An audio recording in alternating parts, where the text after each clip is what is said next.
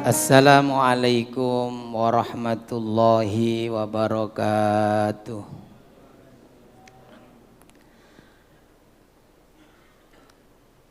Bismillahirrahmanirrahim. Alhamdulillahi rabbil alamin. Wassalatu wassalamu ala sayyidina wa maulana Muhammadin wa ala alihi wa sahbihi ajma'in, amma ba'du.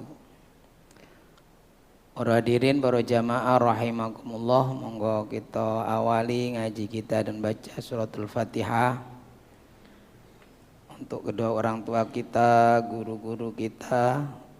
Semoga dengan barokah Fatihah yang kita bacakan untuk mereka, Allah mengijabah doa-doa kita, dimudahkan semua urusan kita dunia dan akhirat, amin ya rabbal alamin.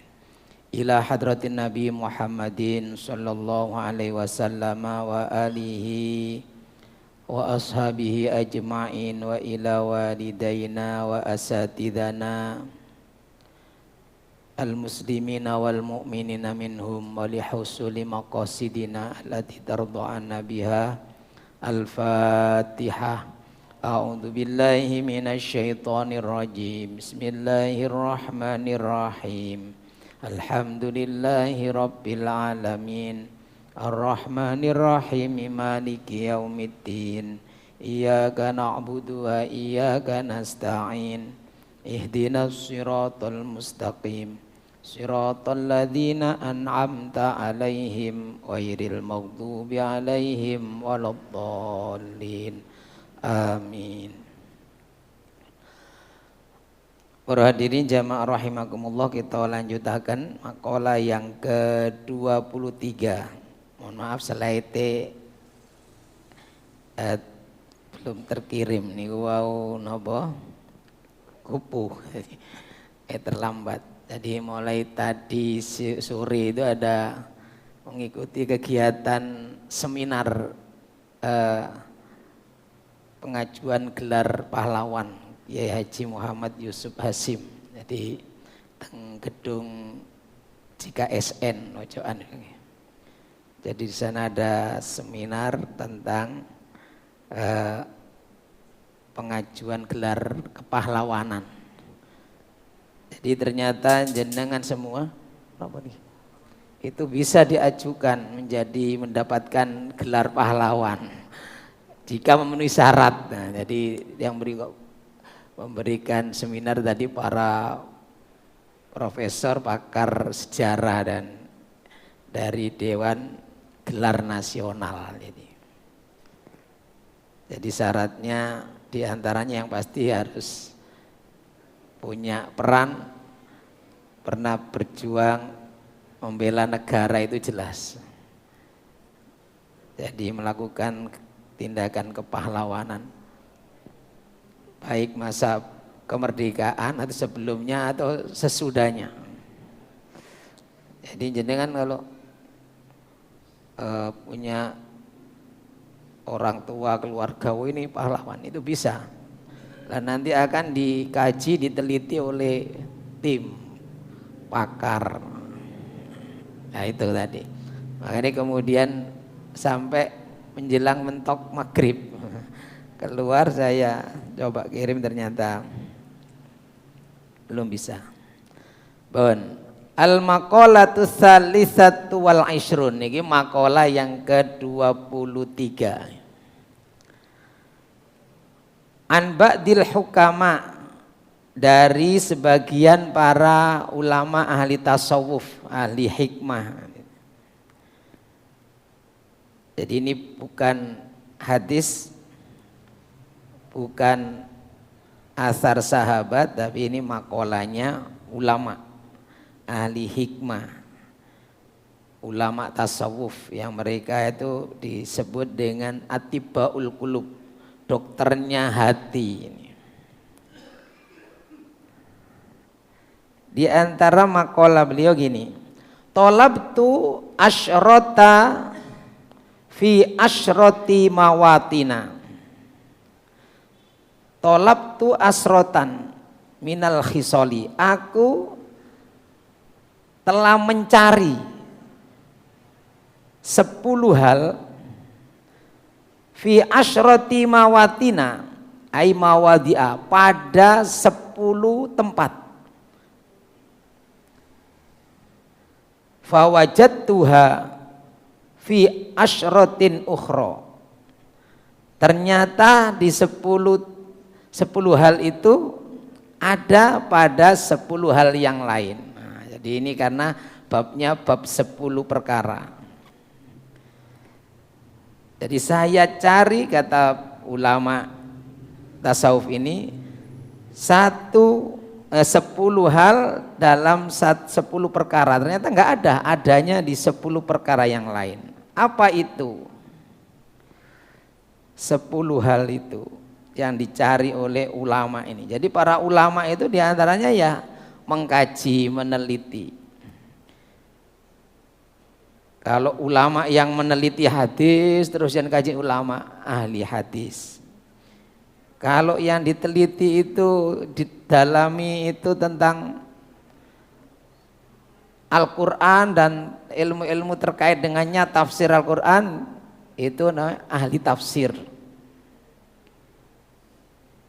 al-mufassirin kelompoknya. Kalau yang menekuni ahli fikih ibadah, amalia ibadah, itu kemudian dikenal dengan ulama ahli fikih atau fuqaha. Lah ini yang neliti saat ini adalah ulama ahli tasawuf, akhlak, yang pusatnya itu pada hati, kolbu, sehingga mereka disebut atibaul qulub ini. Bon. Apa itu yang 10 hal itu? Yang pertama, tolabtur rif'ata, aku mencari ketinggian derajat, ay rif'atud darajat, hal yang bisa meninggikan derajat, fit takabburi, dalam takabur. Tak cari apa benar orang itu kalau sombong jadi tinggi derajatnya. Makanya sehingga orang itu sombong karena kepingin dimuliakan, dihormati. Apa benar ketinggian derajat itu ada pada sifat takabur? Sehingga kalau dalam sejarah itu, dalam Quran yang paling sombong itu ya Fir'aun. Saking sombongnya kepingin disembah itu ngaku jadi Tuhan. Orang yang saking sombongnya lagi dengan hartanya yang paling kaya, yaitu Korun. Sampai ketika dinasihati untuk berinfak, dia menginfakkan sebagiannya di jalan Allah, dia menolak dengan congkaknya. Ini tidak ada hubungannya dengan Gusti Allah ini, karena saya dapat karena hebatnya saya ilmu memanage keuangan, bahkan tambah dipamerkan, kuncinya dikarak, jadi kayak dikarnavalkan itu kekayaannya. Jadi kalau dulu ada di era modern orang kaya itu kemudian mobil-mobil mewahnya dipawai semua. Lah dulu zaman Korun itu hartanya diarak, kunci-kunci gudangnya ini dipikul orang-orang yang kalau sendirian orang kuat mikul ndak kuat, saking banyaknya. Nah, itu ulama ini mencari, saya cari ketinggian derajat itu pada sifat takabur. Apa benar ini takabur, kalau sombong nanti jadi mulia. Fawajadtuha fit tawadu'i, ternyata tidak. Ternyata aku menemukan ketinggian derajat itu justru ada pada fit tawadu'i, ada pada sifat tawadu. Orang mulia bukan karena tinggi hati, tapi orang mulia justru yang merendah. Tawadu. Tawadu itu lawannya takabur. Jadi orang bukan karena sombong dimuliakan derajatnya itu, tadi justru semakin merendah semakin tinggi derajatnya. Sehingga ada hadis man tawadhu'a lillahi rafa'ahullah. Rafa'ahu, siapa yang tawadhu merendah justru kepada Allah itu dia akan ditinggikan derajatnya. Tapi siapa yang kebalikannya, yang sombong, direndahkan. Ya tadi contohnya dalam Quran sampai diabadikan, contohnya Fir'aun. Saking sombongnya sampai mengaku sebagai Tuhan. Ketika ditunjukkan bukti-bukti kekuasaan Allah, dia tidak ada itu. Sampai nyuruh anak buahnya, arsiteknya yang paling hebat, ya Haman bangun. Ini apa? TK pada? Tidak ada konslet bukan ya? Oh benar. Otomatis TK. Ini.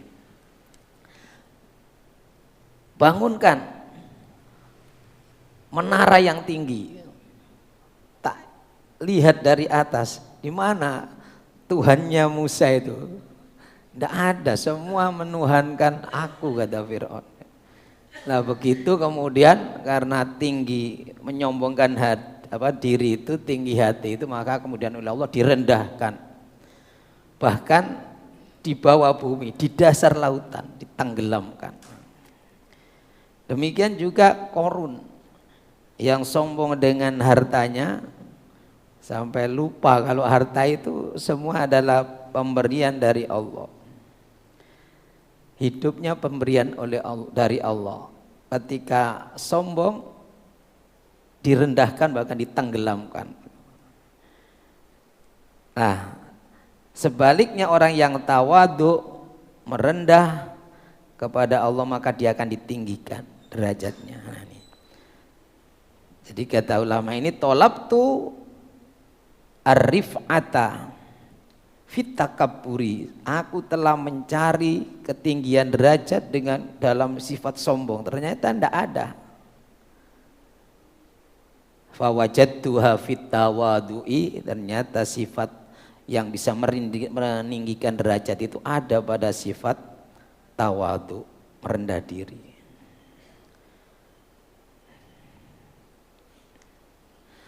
Wa talabtu al-ibadata, aku mencari ibadah. Yang dimaksud itu ghayatut ta'zim lillah, puncak mengagungkan kepada Allah itu fis sholati, dalam sholat. Akhirnya beliau lihat, diamati, mungkin sholat terus. Dengan sholat ini ternyata enggak ketemu, nyari puncaknya ibadah, yang paling agungnya pahala ibadah kepada Allah ini. Fis sholati, di dalam sholat, ternyata enggak ketemu di sholat. Jadi sholat itu amal soleh. Kalau tadi kan takabur itu kan sifat yang tercelah. Ini di dalam amal soleh. Beliau mencari ghayatat ta'zimilillah, puncak pengagungan kepada Allah. Ternyata beliau tidak menemukan fawajadtuha, tetapi aku menemukan ibadah yang merupakan puncak pengabdian mengagungkan kepada Allah itu fil waroi, ada pada sifat waro, sifat wirai. Ya, waro itu meninggalkan semua yang syubhat dan yang haram. Yang syubhat itu yang remang-remang, nggak jelas haramnya. Dan yang haram. Jadi ibaratnya yang makruh dan yang haram ditinggalkan. Jadi kenapa? Karena orang meninggalkan yang haram, bahkan yang masih belum jelas keharamannya saja dia hati-hati. Lah ini sudah termasuk yang pengabdian kepada Allah, ibadah yang paling mengagungkan bahkan paling agung pahalanya kepada Allah. Karena percuma orang sholat tetapi kemudian masih melakukan yang haram, kan banyak. Jadi orang sholat tapi maksiat jalan terus, sholat tetapi yang haram-haram terus ditekuni juga, maka ini berarti bukan ta'zim, bukan ghayatut ta'zim lillah. Maka ulama ahli hati ini, tasawuf ini mengatakan, aku mencari ibadah yang agung pahalanya di sisi Allah itu di sholat, ternyata tidak ketemu. Yang ada justru pada sifat rawaro. Mungkin sholatnya biasa saja, artinya yang fardu-fardu saja, tapi yang haram dia jaga, tidak pernah melanggar sedikit pun. Yang syubhat hati-hati bahkan menghindari. Loh, itu lebih baik daripada yang sholatnya utun, bahkan rawatibnya itu sunnahnya lengkap, semua sholat saking lengkapnya sampai sing ba'da subuh sholat sunnah. Saking semangatnya, kan nggak ada sholat sunnah ba'da subuh. Itu masih lebih baik ya sholatnya yang fardu saja, tapi dia menghindari yang haram, yang maksiat, yang subhat. Jadi itu lebih utama. Pengabdian kepada Allah, ibadah kepada Allah di antaranya adalah sifat waro ini. Tarkus syubhat, meninggalkan yang syubhat dan yang haram. Jadi yang syubhat saja ini tidak mau, apalagi yang haram. Ibaratnya yang nyerempet dosa saja tidak mau, apalagi yang benar-benar berdosa itu.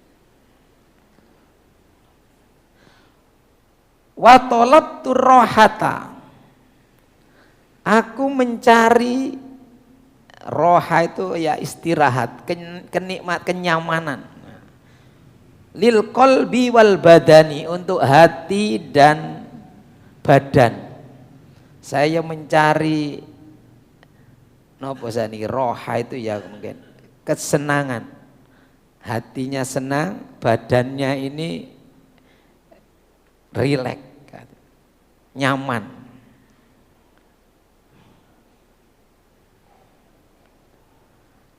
Fil hirsi, dalam bersungguh-sungguh mencari harta. Al hirsu itu artinya al ijtihad fi talabil amwal. Jadi sungguh-sungguh mencari harta.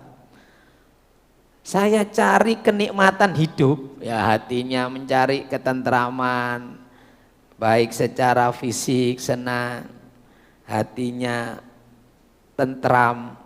Itu dengan cara sungguh-sungguh cari harta, ngumpulkan banyak uang. Ternyata enggak bisa, enggak ketemu. Banyak orang yang dapat harta banyak ya masih gelisah, hatinya masih belum tenang, padahal hartanya limpah. Bahkan sudah punya banyak perusahaan, sekian mall dia punya, sekian minimarket, sekian pabrik, tapi badannya nggak bisa istirahat, hatinya nggak tenang. Setiap berapa menit lihat ini laporan ini masuk berapa, kalau enggak dia harus cek lagi. Terus begitu, bahkan tidur enggak bisa. Jadi dulu ada orang yang menceritakan itu, menemukan orang kaya, rumahnya pagar keliling, ada satpamnya, tapi nggak bisa tidur. Jadi punya penyakit apa itu, kalau dalam sehari itu tidur hanya beberapa menit. Untuk bisa tidur dia harus minum obat penenang.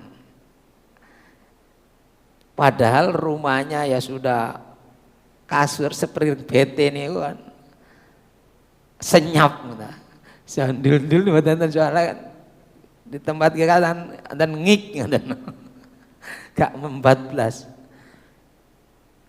sejuk, AC-nya pun bisa kedingin, tapi tidur nggak bisa. Ternyata harta yang banyak itu tidak menyebabkan hatinya jadi rohah, senang, bahagia, tidak. Ketakutan, takut nanti usahanya yang di sana itu jatuh, omsetnya menurun, takut yang di sana nanti wah ini anak buahnya ada yang kurang amanah, macam-macam, tambah ketakutan, gelisah, saya nggak bisa tidur. Hartanya banyak sekali. Hatinya ndak bisa, badannya nggak bisa menikmati kasur yang empuk gitu, fasilitas yang ada ndak bisa. Lah di mana beliau menemukan kenikmatan hati dan badan ini? Fa wajadtuha fi zuhdi. Ternyata bukan pada banyak harta, tapi ada pada sifat zuhud. Jadi kembali cerita tadi itu real itu.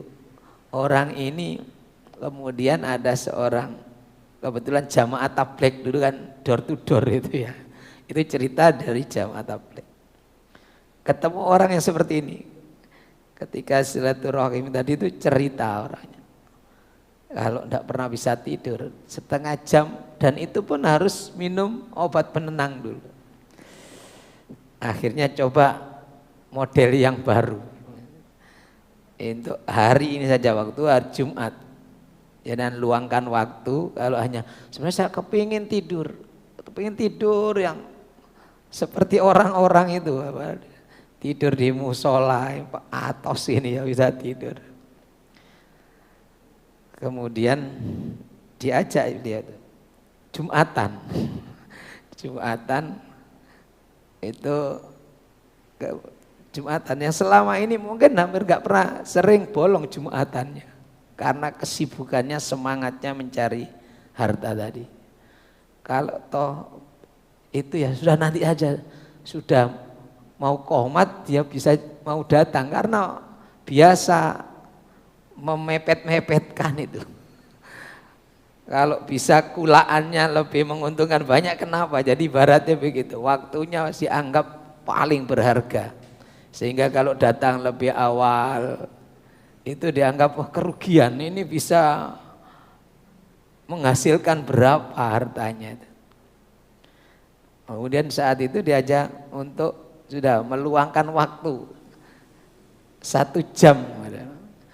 Jadi datang lebih awal dari biasanya, datang khotib sudah selesai, lulus sana sudah selesai baru berhenti mobilnya untuk cari masjid. Ini enggak, datang sebelum khotib naik mimbar, khutbah diikuti, baru khotibnya alhamdulillah itu sudah sudah enggak sadar.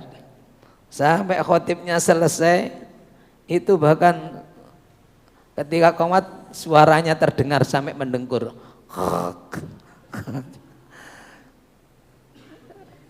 Sampai dibangunkan. Begitu qomat bangunkan. Kemudian bercerita, ternyata tidur paling nyenyak yang beliau alami saat ketika duduk di masjid. Padahal enggak, di situ enggak dijaga satpam, rumahnya enggak ada pagarnya masjid.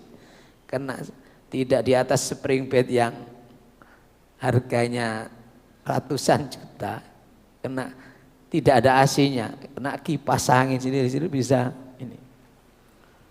Hatinya, bahkan kemudian fisiknya merasa paling fresh tanpa harus minum obat tidur, obat penenang.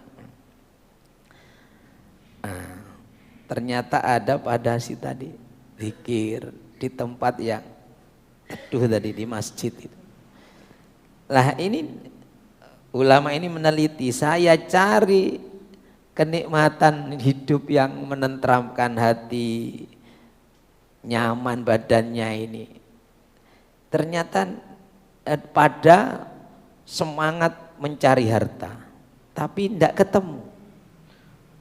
Fawajadtuha fi zuhdi. tapi aku menemukan rohatul qalbi wal badani, itu kenyamanan, kenikmatan, ketentraman hati dan badannya enak ini ada pada sifat zuhud. Apa itu? Dijelaskan oleh mu'alif ini, zuhud yang dimaksud adalah tarkud dinar wat dirham, yang meninggalkan harta benda itu. Semakin dicari dia semakin melelahkan, tapi kalau dia tidak, ini bahkan ditinggalkan, itu terbebas dari hubbud dunia, cinta duniawi tadi. Itu akan hatinya ya tenang, badannya sehat. Sehingga hampir semua dokter itu kalau ada orang sakit napa hipertensi atau apa kan, pun kata mikir, nah yang dipikir itu apa sebenarnya? Kekatan pikiran. Ada pikirannya satu, apa? Hubbud dunya, kedunyan tadi itu. Jadi itu orang semakin zuhud, insya Allah hatinya semakin tenang karena tidak ada beban. Badannya ya sehat, nggak ada beban.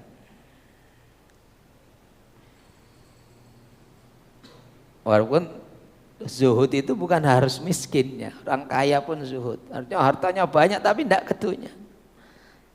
Jadi kalau di sana ada orang itu kaya, suatu saat ditipu.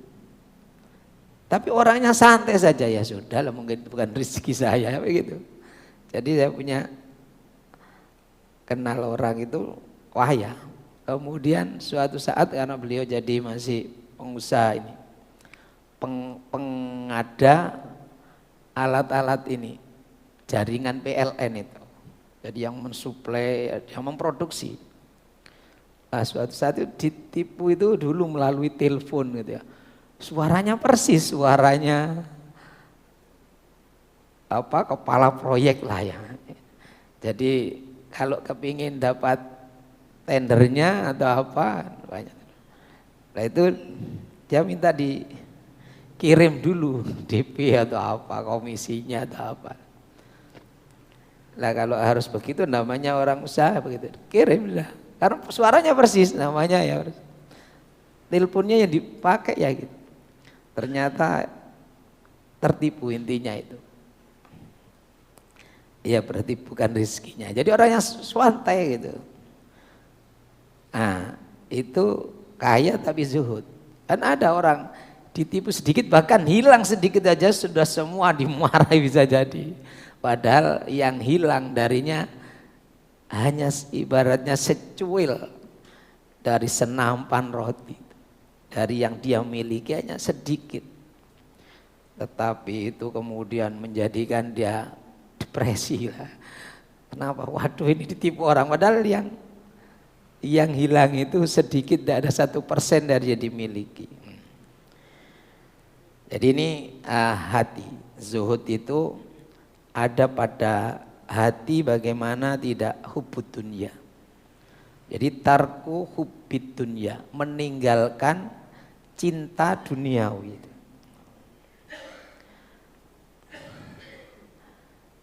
Jadi dulu ada ulama itu yang kaya ya ada.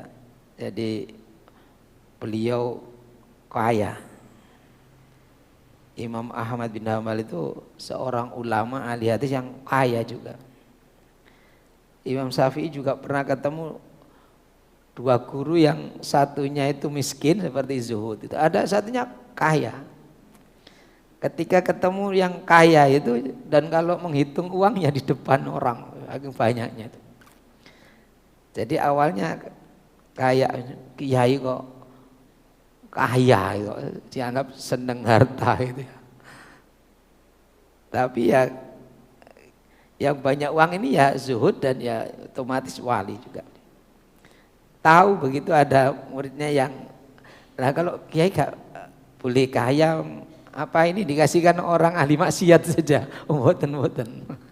Jadi benar karena dengan beliau kaya itu Termasuk ketika memberi tugas itu dibiayai akhirnya. Coba kalau kiainya tadi miskin, ketika ngutus santrinya tadi untuk belajar yang lebih tinggi, dia tidak bisa memberi bekal, termasuk tidak bisa membiayai kan.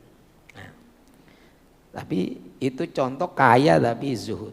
Jadi zuhud itu bukan miskin ya, tapi lebih pada hatinya. Jadi hatinya ini tidak hubud dunya, tidak kedunyan bahasanya. Kalau hati kita sudah begitu, insya Allah itu menemukan ketenangan, hatinya tenang, kemudian badannya, kalau hatinya tenang itu badannya sehat.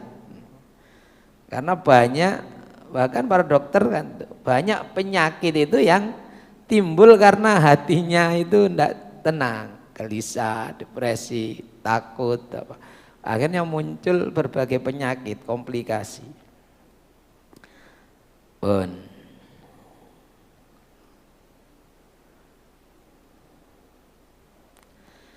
Wa tolabtu nurul qalbi, yang ke berapa? 3. Dan aku mencari cahaya hati. Kita ini kan gak pernah membahas itu, bagaimana hatinya bercahaya atau enggak, gak pikiran. Tapi namanya ulama ahli jiwa, ahli hati ya ini. Aku cari cahaya hati-hati yang bersinar itu. Fi sholati nahari, jahron, di sholat siang hari yang terang, yang tampak oleh orang. Jadi kalau dicari sholat, oh ini waktu duhur kan banyak orang melihat, jamaah, ahli jamaah sholat duhur, yang lain sibuk kerja, dia cari itu jamaah duhur, asar, pokoknya sholat siang hari yang banyak, aifi duhurin nas, yang banyak dilihat orang. Karena kalau ahli sholat jamaah siang, oh ini ahli ibadah nih, duhur asar ini paling aktif. Masjid kalau duhur asar itu namanya biasanya 1 bar 2 baris, itu beliau yang pasti baris pertamanya. Ternyata tidak ketemu. Fawajadtuhu fi sholatil laili sirron, justru aku temukan hati yang bercahaya tadi pada sholat malam yang nggak dilihat orang, justru yang rahasia. Kenapa? Karena sholat yang ibadah yang terang-terangan itu rentan dengan munculnya penyakit hati. Mungkin ingin pujian, ingin penghargaan sebagai oh ini ahli ibadah, ini orang paling istiqomah ibadahnya. Tapi kalau justru sholat malam yang tidak ada yang tahu, lah inilah yang akan muncul hati yang bercahaya.